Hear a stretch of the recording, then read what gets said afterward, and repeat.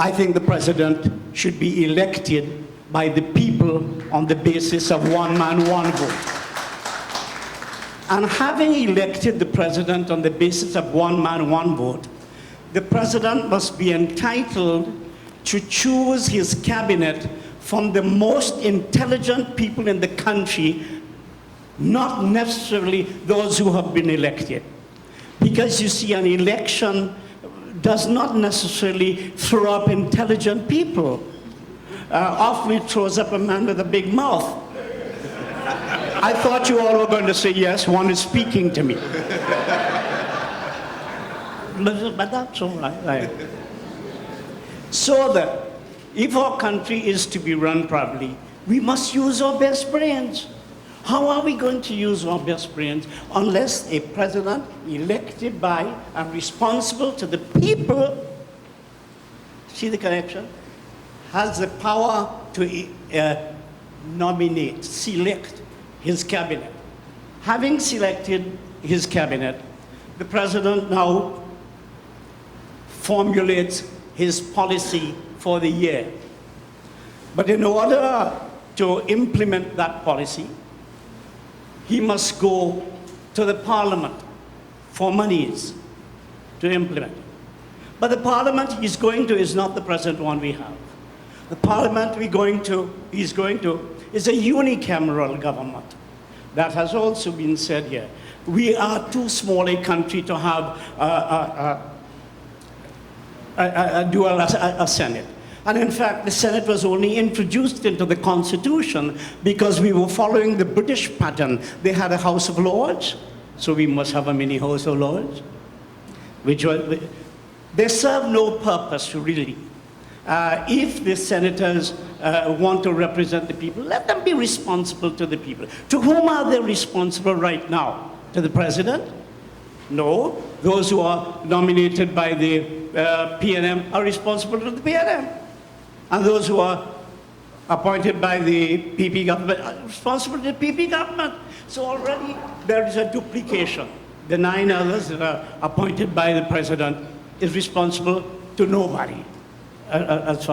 So we do not need a bicameral government, we need a unicameral government. But a unicameral government of a different kind.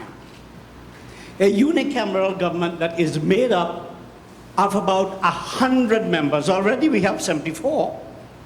So 100 members, but 100 members elected on the basis of proportional representation. Now I've heard a friend of mine across there talk about the complications of proportional representation. I suggest the simplest form of proportional representation, which is if we have an electorate of 800,000 persons and a parliament of 100, then any person getting 8,000 or more votes is entitled to a seat in the parliament. It's the simplest form of PR. We don't have to go through the second preference votes and all that sort of thing. What is going to be the result of this? What is going to happen? That kind of voting is going to break the historical pattern of racial voting that has plagued this country for decades.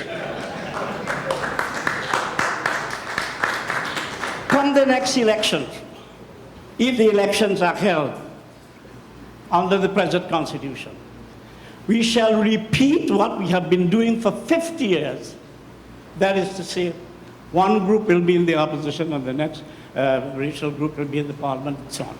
But if we go on the basis of proportional representation, then people will elect members on the basis of their economic as opposed to their racial interests. The farmers will get together and say, we are going to put a member in parliament because whenever we elect anybody else, they don't represent us, but we are going to put farmers, a group of farmers are going to get together and they are going to put 4 or 5 farmers in the parliament. The taxi drivers, the business community, even the churches if they wish.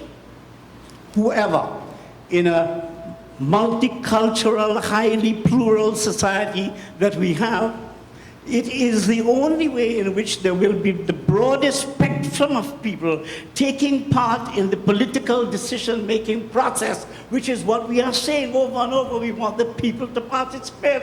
But where are the people? Where are they? So that basically, and I want to confirm what somebody says. Just as your paper that you have submitted there has said, you talk about the social contract, the Hobbesian type social contract and so on. Well, I believe that the manifesto, the Constitution should provide that the manifesto constitutes a contract between the government and the people, which means that the people will have an opportunity to take the government to court for damages for not implementing the manifesto. There are several other things I'd like to talk about, but I know I do not have the time. You probably don't have the inclination to listen. Okay. I went to the opening and I heard it said that some people were talking about constitutional amendments. I want to emphasize that this is not about constitutional amendments. It is about constitutional reform. And constitutional reform is a completely different thing from constitutional amendments. For example, if you're going to change the structure of the parliament, I think chapter 3, chapter 4 will be totally irrelevant. It won't exist. You can't amend that. That has to be replaced. It has to be reformed. So I also agreed with my brother here about local government. Local government being reformed.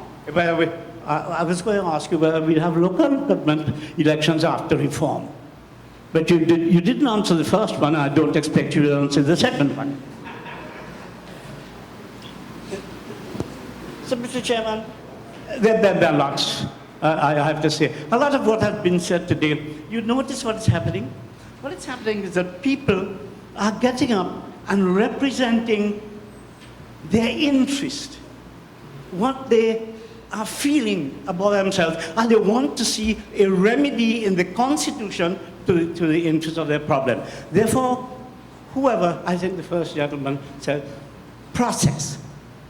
The Constitution will succeed depending on the process. We've had constitutional reform before, they've all failed because the process was wrong. And the process, you rightly say, is to draft a constitution and throw it before a taxi driver and throw it before a farmer from Barrackpore and say, comment on that. He cannot comment on that. In fact, the process has been wrong. And what kind of process do you need to really get the people involved? I hear so much talk about the people. I don't see the people. I don't see the people. In order to have the people participate in this Constitution, you must go and find out what their problems are. And they will tell you what their problems are. Don't ask them to speak to me on constitutional reform. They would not have read the Constitution. I will not ask how many people here have read it because I do not intend to embarrass them. But that's not the approach. You've got to go to people, and when I talk about people of the middle, lower income bracket and so on, who will never be at these meetings. You've got to go and find a way to go to them and say, please tell me what are your problems, what bother you in your life. If the Constitution, the purpose of the Constitution is to make people happy, tell me what is making you unhappy. And when you've got the answers to them as to what their problems are, your job is to put into legal language the answer to their problems, and that is the Constitution. Thank you, Mr. Thank you very much, Mr. Panday. Next.